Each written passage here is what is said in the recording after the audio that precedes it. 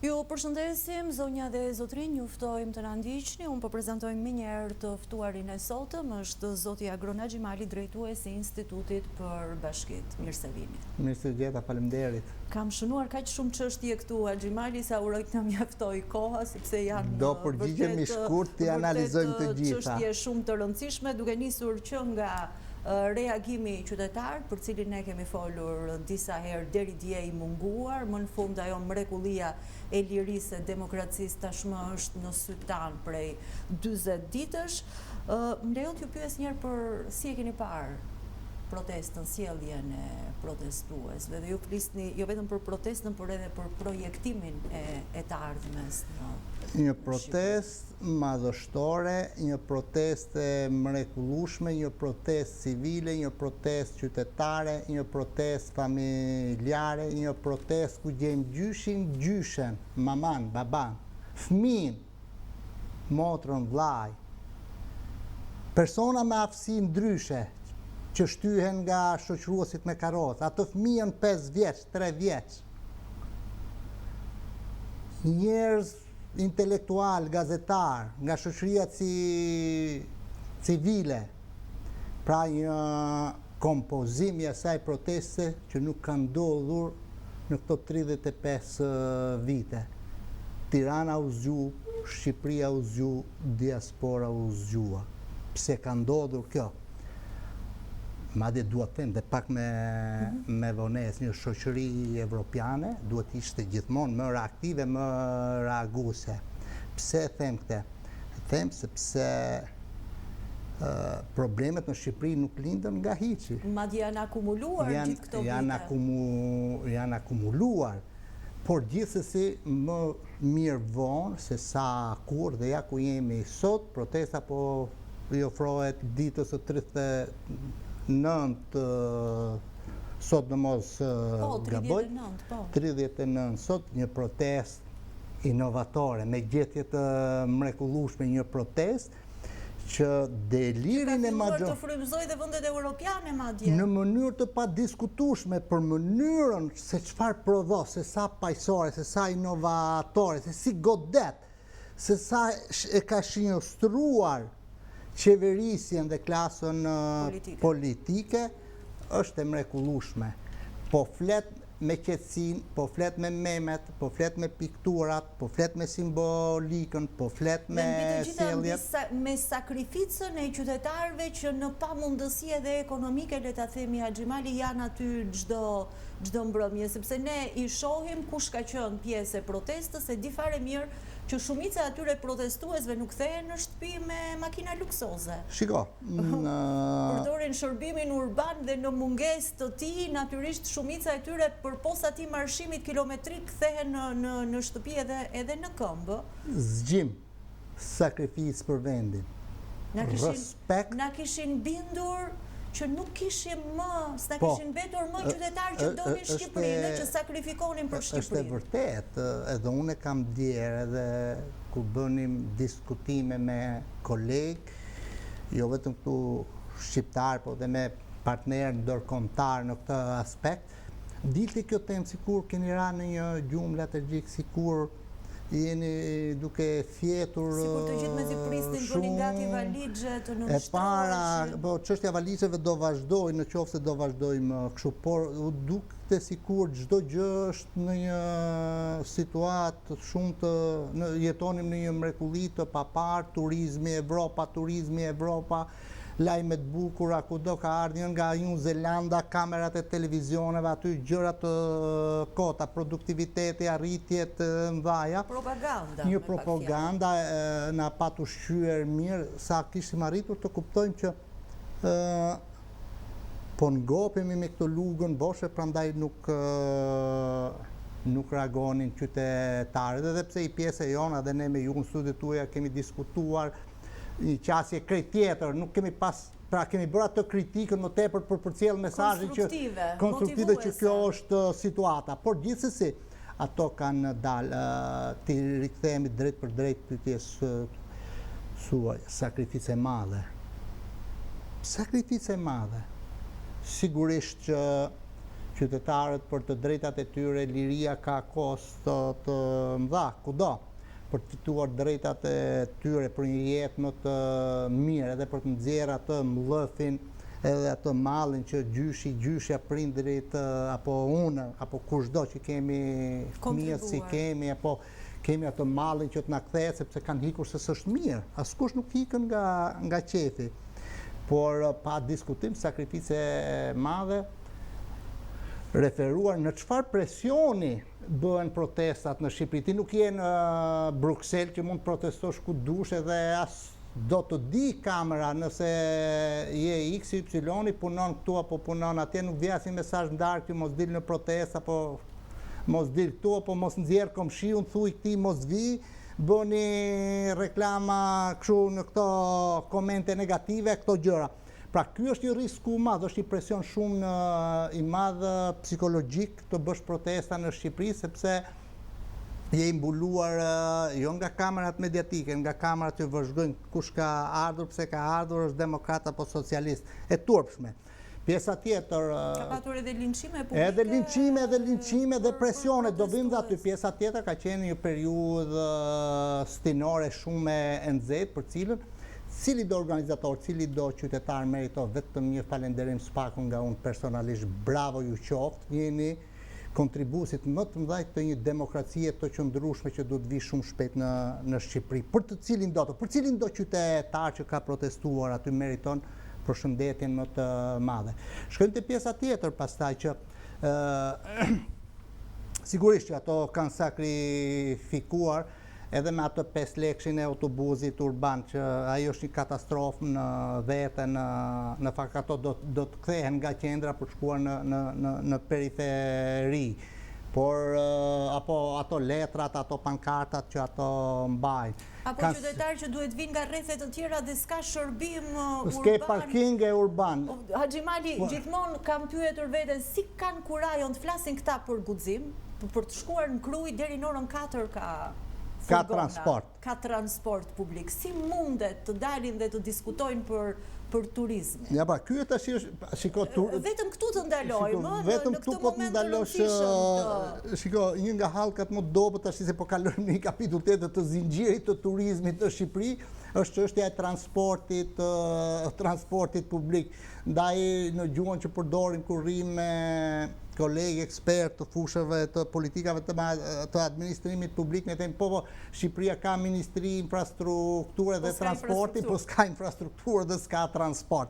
Ky është një problem më tepër. Po prandaj janë sheshi plot. Sheshi plot, sepse vërtet ka arsim, po s'ka arsim. Po ka ministri, po pra i kemi të ndara shumë keq. Prandaj gjithmonë kur thuhet për turizm shumë mirë, më shumë mirë. Kjo është keqardhje e madhe që ne ta identifikojmë mungesën e shërbimit nga turizmi, edhe nuk e jo për veten tonë. Pra imagjino se çfarë ndodh dhe çfarë s'kemi ujë, po do vinë turistët do të Po, unë nuk ka problem se rri pa ujë në fakt. Unë nuk është në problem i madh, por turistin jam i shqetësuar. Normalmente unë jam i shqetësuar, po ti më ndërtoj sistemit pi ujë, unë edhe turizmit, ketë transport publik turisti edhe unë. Por si këto probleme që ngritëm tashti të akumuluar këto vitet e fundit, origjinën për vendimin tim e kanë nga i keq qeverisje, qoftë qendrore, qoftë lokale.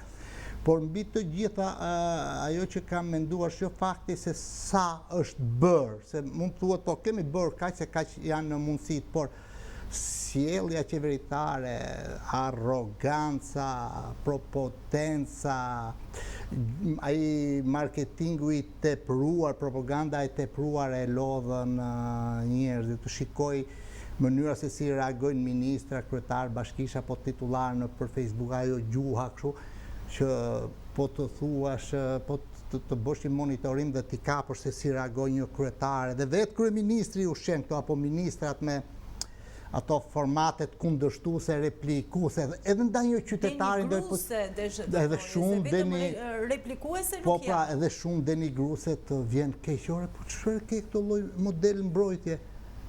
s'po të thotë në gjë, nuk mos e ke siguruar ujë, ti tash i fute hape me libër shtëpie kush jeti që ke komentuar, pse nuk e diti, pse se ke bërë 35 vjet si bën prej dite, pse kush je ti e çfarë ke bërë. Pra, kjo gjë nuk ndodhi në politikat evropiane. E pa konceptueshme. Pa konceptueshme, edhe ne tash duhet t'i largohemi. Si ja bëni në këto konferencat ndërkombëtare Axhimali? Shiko, për t'i sqaruar momentet e tilla.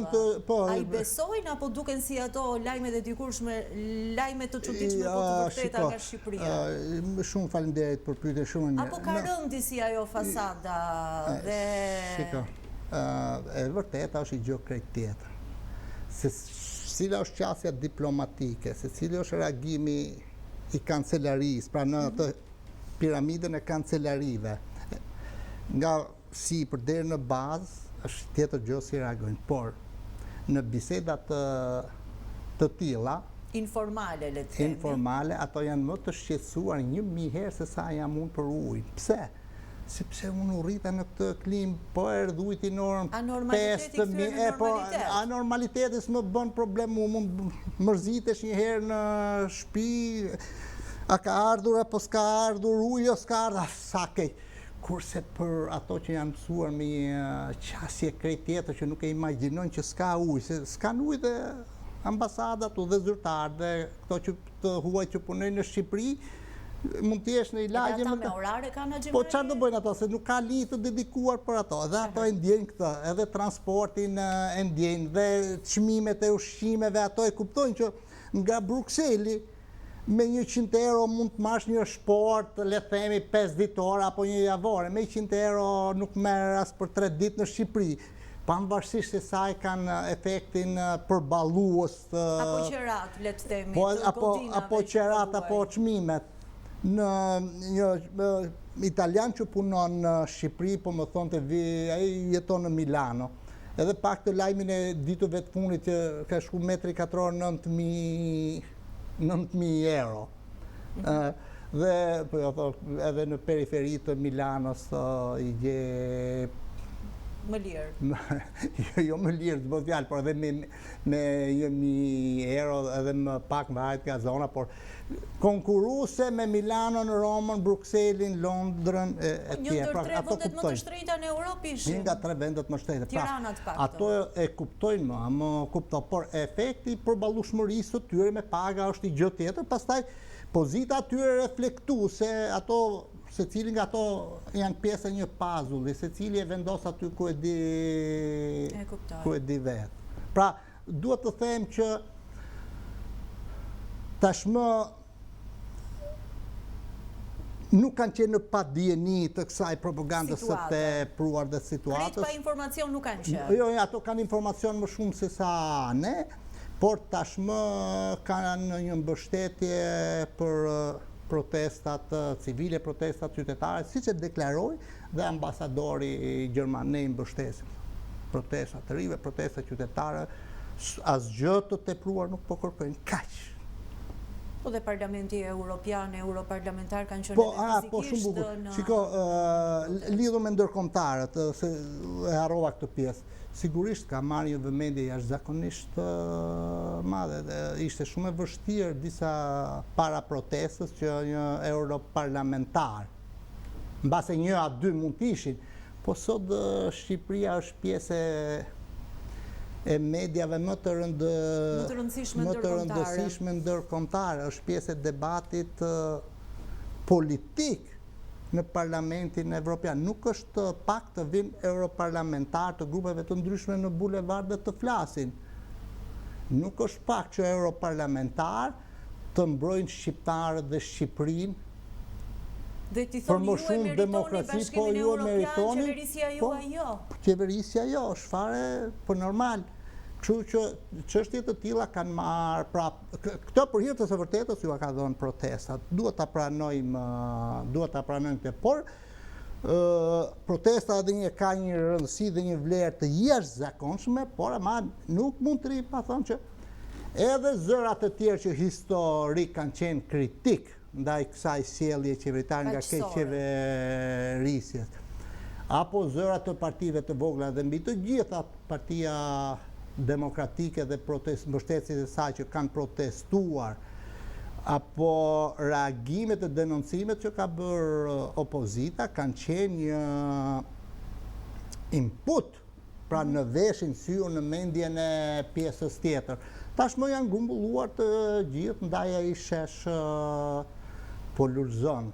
Ky është për mua sheshi i asaj Shqipërisë së gjallë. Kur aty kemi dëgjuar qytetarë që kanë folur për pensionet e ulta, për pagat e ulta, për infrastrukturën e munguar, arsimore, shëndetësore e tjerë, shohin një kryeministër që në mos për t'i provokuar, nuk e di se si, gjen guximin nga fondi i emergjencës, nxjerr ca miliona për ca koncerte private, ndërkohë që më herët kisha akuzuar Sorra, Korba, Bufët nuk i përmend më, ka një periudhë kohe që nuk flet më, që kanë dizinformuar e tjerë. Si mundet të ndodh kjo? Ne jemi në prag të, jo në prag, po jemi në kulmin e sezonit veror, temperaturat larta, vatra zjarresh gjithkund. Shiko, Përmbytje, zjarre, emergjenca nga më të ndryshme dhe emergjencat ne shkojmë i gjejmë tek koncertet private. Si e kam parë unë koncertin e këtij, të jemi sinqerti nuk e njoh këngëtarin fare. Nuk kam as kuriozuar, nuk kam as interes për atë.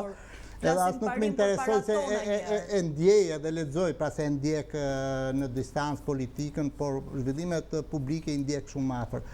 A është antisemit apo çfarë ka thonë, s'më intereso fare qasja ati fare. Mua më interesojnë në fakt çdo qindarë këtë taksa paguesit shqiptar që nuk ma merr mendja që jemi aq shumë të etur të dëgjojmë një këngëtar të tillë. Jo mua, po mendoja, po thash, dikush tjetër e pëlqej dhe është në të drejtën e tij. Po nuk është emergjencë kombëtare? Po, as emergjencë kulturore, as i gjë nuk është ajo. Pra nuk ma merr mendje se ka një etje dhe ishte një presion shumë i madh qytetar, pra i grupeve të rive, ato që e pëlqejnë ato këngëtar, që qeveria të kishte ndjerë atë presionin që na mungon ky event, duam ta kemi event kulturor, duhet ta kemi vetëm ta dëgjojmë një herë, por riskojmë nga taksat tona. Nuk e ka bërë mirë analizën për mendimin tim qeveria në këtë, se nuk e ka bërë vlerësimin e nevojave, se në qoftë se i del nga vlerësimi i nevojave që shqiptarët, ky grupi të rive, pra se unë nuk e di se për çfarë këndon ai, po pra të ri besoj duhet ta ndjej, të kanë thonë që shiko, këtë bërë pyetësor, vëzhgime që tonë ato, na i sillni këtë herë të kënaqemi, të lumturohemi, se tash jemi lumturu pa ujë, pa rrugë, pa shkollë. Si qytetarët më të palumtur të Pra më të palumtur duhet i lumturoj ky. 4.2 milion nuk duhet ta shikoj thjesht si një vlerë numerike, pasi këtu kanë hik 400 milionë edhe askush edhe miliard edhe nuk çaloj këtu. Ajo që mua nuk më pëlqej, për shembull, kur dëgjova reagimin që ardhja e këtij e ngren imazhin e Shqipërisë. Unë nuk do ta doja kurrë atë imazh të Shqipërisë se po këndon ky. Imazhin e Shqipërisë e ngren shqiptarët me protestën në bulevard. Imazhin e Shqipërisë e ngrej qeverisje transparente. Dhe pas një kosto për buxhetin e shtetit. Pas i kosto. Imazhin e Shqipërisë e ngrej kur ti respekto standardet, rregullat e Bashkimit Evropian. Imazhin e Shqipërisë e respekto kur ti je antar i DEI, NATO-s dhe kontribon me përqindjen që ka caktuar presidenti Trump, pra aleanca. Imazhin e Shqipërisë trego kur spitalet i ke në rregull, shkollat i ke në rregull. Imazhin e Shqipërisë e trego kur grupet vulnerabël, grupet me aftësi ndryshe trajtohen njësoj si pjesa tjetër. Imazhin e Shqipërisë e tregon kur shtresat të saktuara nuk jetojnë me $8 në ditë për frym sipas raportit të Bashkimit Evropian. Imazhin e Shqipërisë e tregon kur nuk ke dhunë ndaj një protestuesi aty. Imazhin e Shqipërisë e tregon kur nuk arrestohet si gjuhë me vezë, le të gjuhë me vezë, i mi vezë le të hedhin se nuk janë armë vezë. Makinat për më tepër. Pra kështu tregohet imazhi i Shqipërisë, po se vjen këndon ai edhe do ta shikojnë njerëzit në YouTube dhe thonë ka kënduar në Shqipëri, po ne jemi 120 vjet shtet. Ne nuk kemi rilind dje, se ky është problemi më i madh i kësaj maggioranze. Gjithmonë në momentin që vendos komën në pushtet, edhe këta kanë pasikulturë dhe në qeveri dhe në bashki, ato duhet sikur kishin themelu qeverinë e bashkinë, a dite që shkojnë këto, a dite që shkojnë në institucion këto, ato fillojnë vitin zero ku ulen ato, ky është gabim. Po Shqipëria këtu ka qenë, Shqipëria është antarë në gjithë organizatat evropiane dhe botërore në Kombet e Bashkuara, pra flamuri jonë është ky zotria le ditë këndoj, le ta shijoj ai që do. S'ka pasur asnjë pengesë gjanë pa prekur fondin e emergjencës. Kjo as më duket mu fare se ky na bën ndonjë nder shumë të madh. Shkojmë tek efekti ekonomik. Ju përmendet zjarr fikse, sa herë kemi bizetuar për çështjen e zjarr fikse, sa herë kam debatuar me shumë ministra të mbrojtjes, e kemi porosit 2 avionet zjarr fikës, i kemi porosit sot, i kemi porosit ne, do vinë sot, do vinë nesër. Me ato 4 milion e kishe blerë. Sa herë kemi diskutuar për sistemin e mbrojtjes së zjarrit në Shqipëri. Kemi të paktën po i referohemi njëherë i gjithë sistemi ka makineri të trashëguar apo të blerë që nga vitet 80, 70 dhe vite amortizuar. Pyetja është fare e thjeshtë, si ka mundësi, po marr tash futem tek i temë më publike. 10 vite pas reformës territoriale dhe administrative, fushë që unë njoh mirë. Unë ngritëm këto 61 bashkitë mëdha. U bo, po bashkitë ashtu janë të mëdha dhe me buxhete të tilla më të mëdha sigurisht. A është bler nga 61 bashkitë e Shqipërisë të paktën në këto 10 vjet, jo nga një e vetme. Një e vetme në 61 bashki po thua. Një e vetme në 61 bashki. Pretendimi madh ky imi Jo, jo, luksi joti, po joti është super luks, mund mos i kenë blerë edhe në New Zelanda, gjithë nga një, megjithëse nuk mund gojnë atje. Pra, atë do të thotë këto 4.2 milion euro. I shpërndaje edhe bleje ato makina zjarr fikse që të lehtësosh punën. Ose të paktën, ato 1600 punojës të trupës së zjarr fikseve në 61 bashkitë e Shqipërisë, po vishi një herë mirë me veshje zjarr duruse dhe me pajisje dhe të mbledhësh mendjen. Që mos rrezikojnë jetën. Po mos të shkojnë me shkure duke shuar zjarrin, ose të paktën me këto 4.2 milion. Po këto skenat e përmirësojnë imazhin e Shqipërisë, Axhimali? Jo, këto e dëmtojnë, këto vetëm pra, ja ky është kontrasti. Punonjësi pastaj dalin këto rrjumsat hero, zjarr fikës, rrezikoj jetën, po pse duhet ta rrezikoj jetën ai zotria? Po shiko çfarë bëjnë pra. Mësuesi hesën. Faleminderit, mirë, për gjithmonë bën detyrë. Respekt për punojësin, pa diskutim respekt. Po një vend që mësuesin nuk e ço makinë, nuk i sigurohet transport, ikën 10 kilometra për të mësuar trenzënës hero. Fëmijët për të shkuar në klasë 9 vjeçare bëjnë ka 4 kilometra, siguron transport, ja herojt e vegjël. Policit hero, pra ne jemi popull hero. Pse bëjnë te? Bëjnë propagandë. Se pa ishi mirë tjetër s'ka nevojë për heroj. Për të zhvendosur vëmendjen nga atje ku duhet jetë gjithë vëmendja. Një gjë tjetër që duhet ta them. Si ka mundësi një vend, po futem tek sektori i shëndetësisë, që statistikat e tregojnë qartë sa janë personat me aftësi ndryshe që kanë nevojë për ato motorat apo ato mjetet e tyre, pajisjet lëviz. Po plotësoje më një herë, plotësoje më. Po pse më duhet pres për të bëu skaner edhe rezonancë 6 muaj, 9 muaj, 1 vit, 2 vjet. Po blej me 4.2 milion euro, blej 2-3 se nuk e di se sa kushtoj. Apo ilaçet onkologjiku, me qënë se kanë diskutuar. Po pra edhe ajo e kobaltit, po shkove ku e ke, bleje 4. Nuk e di sa kushton. Dhe më emergjencë se aq, shëndeti dhe jeta i qytetarëve. Tu emergjencë për mua është jeta i këtyre grupeve për e cili do. Prandaj thash nuk është emergjencë, nuk ka pas presion nga të rit, se po të kishe pas letot e kanë bojë vlerësime dhe del që 50-70% e kësaj fashë ose rinore e thot aman o kryeministër, ministri i kulturës, vetëm na i silli herë këta. Po ta kishin bërë shumë mirë do ishte bërë. Axhimali, po kjo Albania Files që ka aty jo vetëm në rreshta, por edhe me me figura miliona metër katror ndërtime edhe në zonat të mbrojtura, ndërkohë kryeministri flet për inkuizicion. Unë veç një pyetje kam, kur pas ka qenë ky libri i mrekullive, pse na e ka mbajtur të fshehur neve kryeministri këtë? Shiko, ky u zbulua në fakt për mendimin tim, por pavarësisht se si doli, fakti aty ka qenë. Ajo punë nuk u shkruajtur atë ditë që doli, u shkruajtur ndër vite.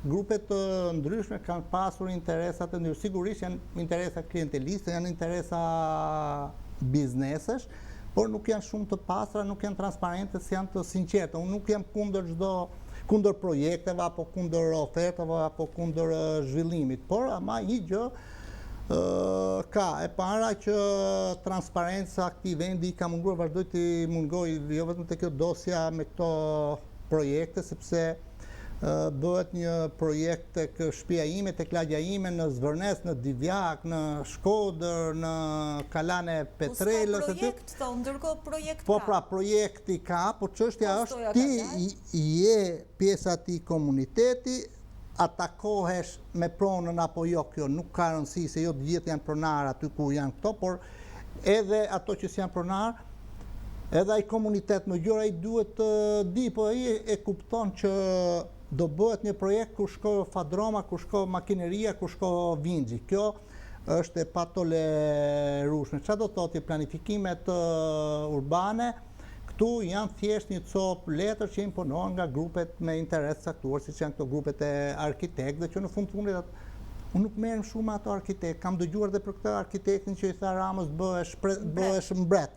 Por ajo është i lirë në qefin e vetë, edhe unë mund të them këtu Putinit bëhu mbret, Zelenskit bëhu mbret, mund të them Ramës bëhu super mbret. S'ka lidhje me individin kjo. Kjo ka për mua interesat që ai ka shfaqur, dhe pse i ke pranuar ti, pse ja pranove ti atë projekt. Ai tërtat pe projektin ta solli, jo nuk e dua këtë, ose nëse është mirë konsultoje, po u vlerësua mirë. Por tash, të gjitha këto janë projekte të porositura për mendimin tim, por ajo që më dhem më shumë është kjo, e kam thonë joje, po disa herë, Shqipëria është një vend shumë i vogël, 28.000 kilometra katror. Bregdeti, po të thuash se edhe paketa e maleve nga po, hikën, golemizimi është i term fantastik në fakt. Në qoftë se vazhdojmë kështu golemizo Ksamilin, Sarandën, Vlorën, kjo tutje Vlorës, ajo sa kalo tunelin, kur është bërë ato, se si janë baj me ndemrin, tashi ato... Po që rëndësi ka i gjithë Bregdeti? Për i gjithë Bregdeti. Tashi po të vazhdojsh ta betonizojmë, ky do ketë probleme shumë të mëdha të qëndrueshmërisë sociale, ekonomike dhe mjedisore. Vim në qendrat urbane. Tash s'kemi shtregojmë, ose si e kemi Durrësin, se si e kemi Tiranën, paktën këto janë dy qytetet kryesore ku kemi të fashën më të madhe të popullsisë shqiptare, që beton horizontal, beton vertikal, këtu nuk funksionon dhe kjo punë. Shkojmë pastaj tek pjesa më fushore dhe kodrinore. Si ka mundësi më një popull, ne hymë tek popull që kemi sipërfaqe toke për banor më pak se çdo vend tjetër. Si ka mundësi që nuk doli kush në këto 35 vite, dhe sidomos pas vitit 2010, 2011, 2013 është masakër deri në këtë moment, që të vendose një vit të prerë që nga këtu ç'është tokë e gjelbër ti nuk do ta prekësh kurrë. Mbushur tokat, ndërtime... Dikush që do mendonte për bujqësinë, për blegtorin. Jemi vend bujqësor dhe blegtoral, këtë duhet ta pranojmë. Po sa ka rënë gjatë, kemi qenë. Tani jemi djerë. Kemi qenë, e para djerë dhe dyta edhe shumë gjëra të tjera, edhe beton. Djerë dhe beton nuk i siguro dhe lehtësirat tjera ati fermerit dhe ati fshatarit, atje nuk i siguro kanalet kulluese, vaditjen, tregun për grumbullimin e produkteve ushqimore, dhe ashtu do të ngeli djerë. Fshatari, po se pat jetën nga ekonomia rurale fitim prurse, normal që do zhvendose. Në këtë aspekt, keqardhje shumë e madhe që edhe këtu sektori bujqësisë që deri para 10 vitesh kontribonte me 25% në GDP, sot ka rënë me 16-17%, është një humbje shumë e madhe dhe një paqëndrueshmëri ekonomike. Shkojmë pastaj dhe më tutje tek paketa e maleve që në origjinë kishte i kuptim tjetër. Tashti ajo zgjeruar çdo bashki del me mal. Kjo nuk më ka pëlqyer në fakt. Shkojmë pastaj tek parqet. Si ja bëjnë Xhimali? Tashi në Shqipëri pra jetoj. Kjo është Shqipëria jonë. Shkojmë pastaj te pjesa tjetër që kam qenë kritik dhe me shfrytëzimin e të gjithë lumejve të burimeve të ujit për hidrocentrale, me thënë të drejtën, ato krijojnë probleme të mëdha me ekosistemet, plus në ekonominë rurale, se ti nëse i hek burimin e ujit edhe atyre 10 familjeve, i ke heq jetën, ai do ta braktisë fare. Po braktisi atje s'do ketë gjallëri, s'do ketë ekonomi, atë do të jetë zonë konservuar shumë keq. Shkojmë pastaj te këto parqet fotovoltaike. Edhe unë kam thënë dhe një tjetër dhe kemi debatuar në studio, po nuk mbulohet Shqipëria me xham. Do dhe ajo një farë kujdesi. Studim. Po në Akërnia, po në Fira, në Vlorë, me 100 hektar mbulu me xham për fitu energji. Shumë mirë, por dhe kjo do një farë kujdesi, sepse jemi shumë vendi vogël. Pra ti shfrytëzon hapësirë të gjelbër për këto parqet fotovoltaike, ndërkohë vendet tjera këto parqet i ndërtojnë në zona urbane, në terraca, në këto platit urbane që edhe prodhojnë energji dhe i mbron nga rrezatimi. Pra, kemi një sjellje shumë agresive ndaj tokës. I fut dhe tash një ligj tjetër për shitblerjen e...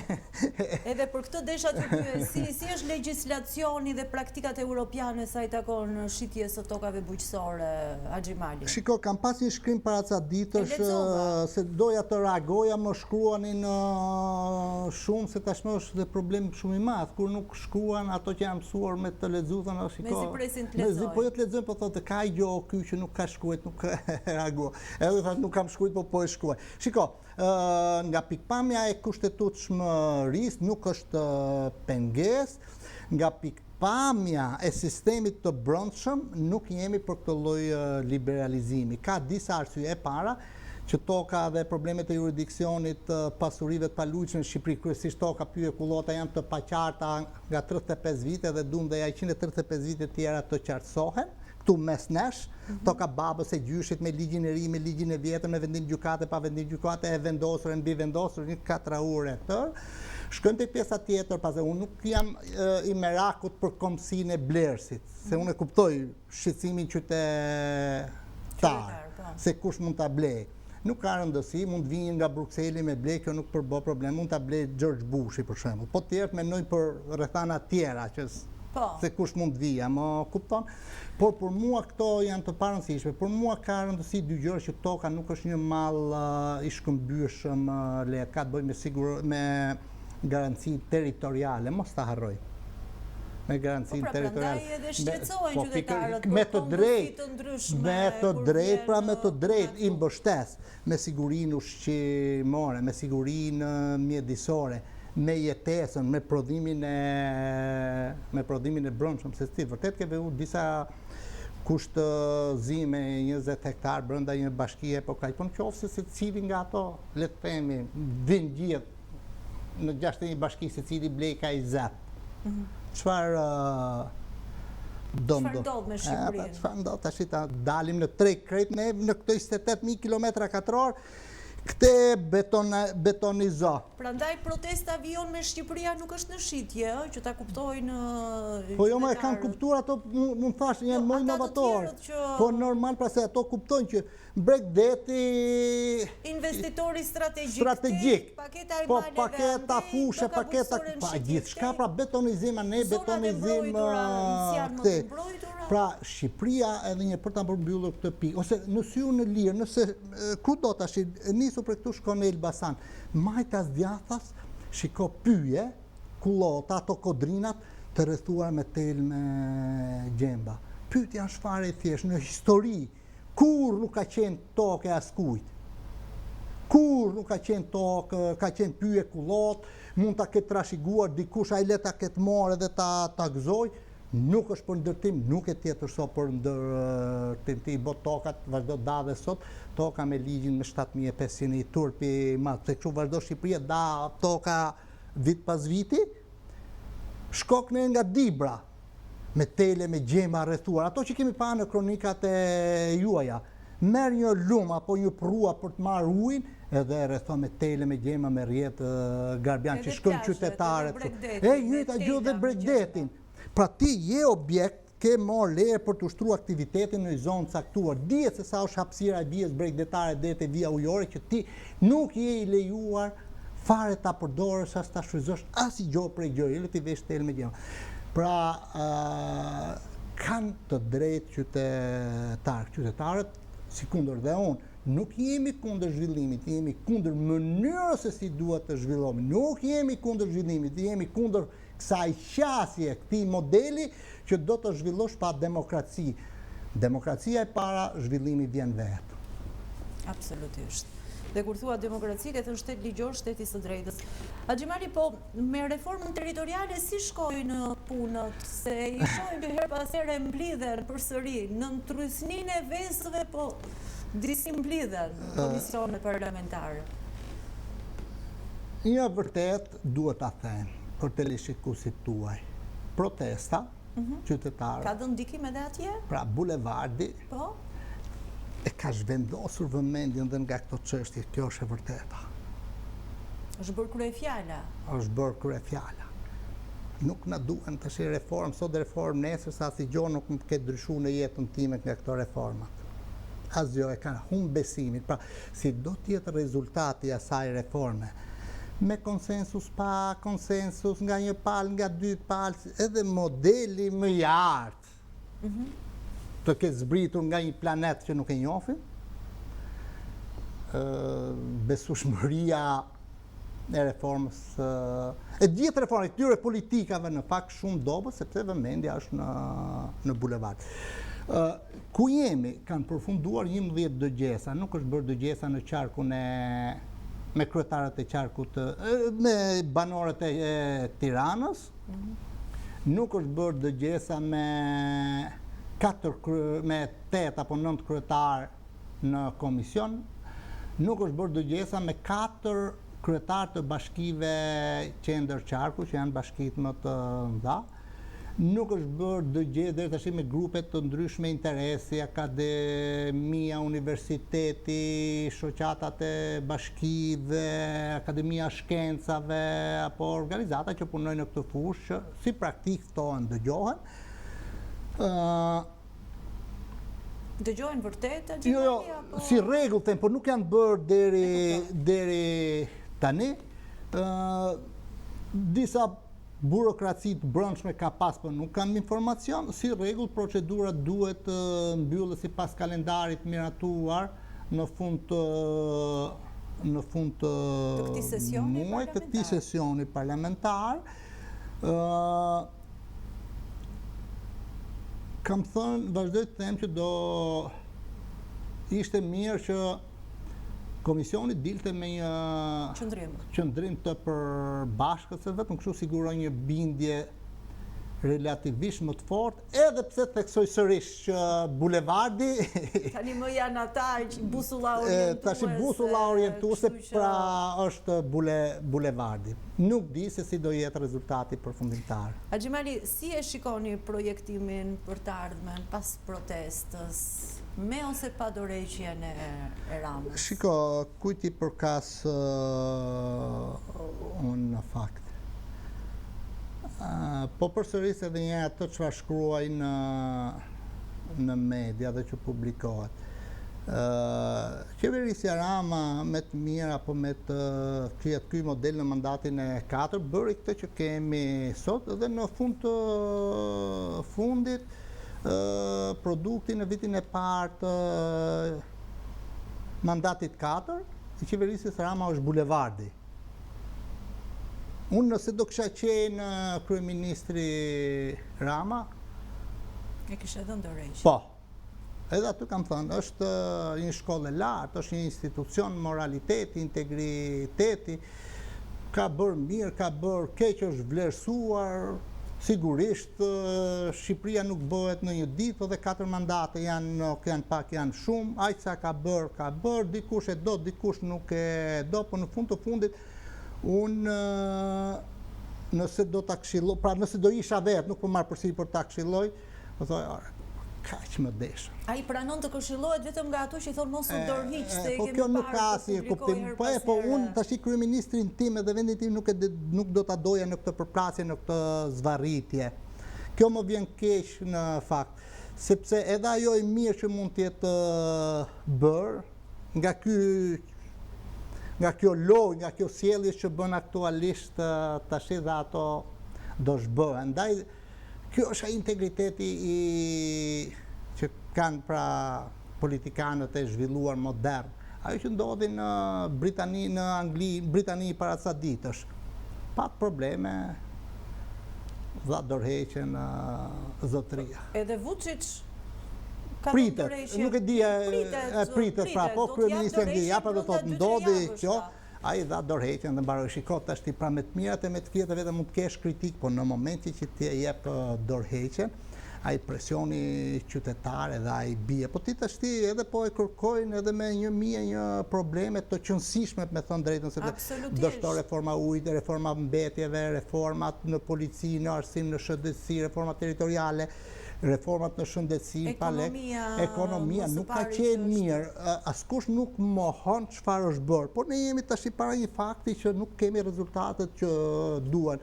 Kështu që unë për mendimin tim ato protestues atje me sloganin Rama jep dorëheqjet, po janë një leksion i mirë, jo vetëm për Ramën sot, po cilin do qeveri nesër. Po opozita si e ka lexuar Bulevardin? Haxhi Mali. Opozita ka kontribut në Bulevard, po e vërteta kontradiktore ka qenë në ditët e para, në ditët e para, është e vërtet, duhet ishin më të orientuar dhe për mendimin tim, pavarësisht se kanë deklaruar mbështetjen. Duhet jemi sinqert, Bulevardi, pra protesta, e kanë zjerë, e ka spostuar, pra si që thamë për qeverinë, qeverisjen e ka zhveshur atë delirin, e ka shkërmoqur atë ndriqimin, atë luksin që tonë të kemi këtë. Nuk në gjithë, si do të bësh nuk në gjithë mo. Ama e vërteta është që kanë spostuar ndjeshëm dhe rolin e opozitës. Edhe të partive të vogla. Por nëse shikojmë që larguesit, protestuesit i kanë larguar drejtuesit e partive të vogla, të reja, sepse duken të reja si parti, po drejtuesit e tyre kanë ka 20 vjetë që rrinë aty në ato karike. PD-ja ka bërë një të mirë që e ka mbështetur në distancë, fakt nuk ka pas qasje larguese. Edhe unë mendoj që ashtu duhet të bëjnë. Nëse do shkojnë, do t'i përzënë dhe ato. Nuk do t'a pëlqeja këtë lloj qasje. Siç edhe nga njëra anë ju kërkoni llogarinë, fakt pse nuk ishit në përballje fizike para parlamentit, por gjithë e dinim që sjellja e turmës do t'ishte ndryshe. Do t'ishte krejt ndryshe. Pra nuk do t'i kishin kursyer vezët, le të themi edhe. Pikërisht, pra unë mendoj që një shoqëri demokratike duhet t'ju besoj atyre. Nëse hyn pastaj ke mënyra se si është organizuar, se dhe për këtë kam qenë aktiv dhe kam shkruar. Ti nuk mund të presësh pra organizatorët, një model puritan, një model puritan të mos vi Agroni, mos vi Eliona, mos vi ky, mos vi aty. Nga do t'i gjesh ti njerëzit, sepse nuk më thush gjithë njënit që maggioranca e keqe, opozita e keqe po e marrun, po si do e marrësh? Kanë penguar, e janë si qytetari. Qartë, Nuk mund të vish si kryetari të një partie. Ajo pjasja selektive, më mendoj protesta ka nevojë për një organizim tjetër, për qasje më leadershipit duhet të pozicionohet dhe të strukturohet më mirë. Por jo detyrimisht për leadership, se s'më duhet një lider fare, por ajo që unë... Lideri është populli aty, janë qytetarë. Lider është populli dhe unë e mbështet me atë frekuencë, me atë masivitet, por ka nevojë për këtë lloj, për një kohë kuthejse që të orientoj me hapa konkrete, por shumë mirë është deri tash. Haxhi Mali, të falenderoj shumë. Edhe unë ju falenderoj Për juve. praninë në studio edhe gëzuar ditëlindjen. Faleminderit. Me qënë se e pam Të falenderoj rrjetet shumë. sociale kontribuojnë në këtë. Faleminderit. Faleminderit edhe një herë. Kemi folur për shumë çka, për problematika dhe shqetësime që natyrisht artikulohen nga sheshi, nga qytetarët në protestën 39 ditore, po patjetër na duhej edhe mendimi opinioni i një specialisti dhe ishim me zotin Haxhi Mali, drejtuesi i Institutit për Bashkitë. Ju falenderojmë për vëmendje.